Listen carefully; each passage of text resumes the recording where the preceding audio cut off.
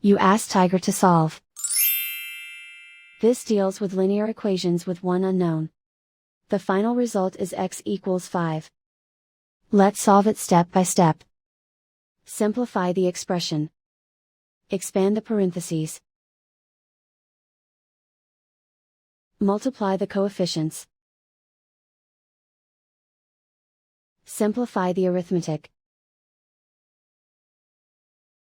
Swap sides.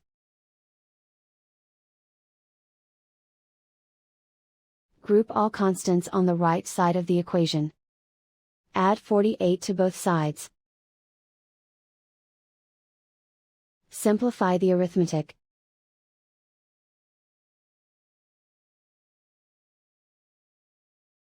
Isolate the x. Divide both sides by -16. Cancel out the negatives. Simplify the fraction.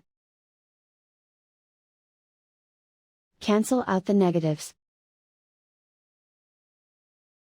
Find the greatest common factor of the numerator and denominator. Factor out and cancel the greatest common factor. And so the final result is x equals 5.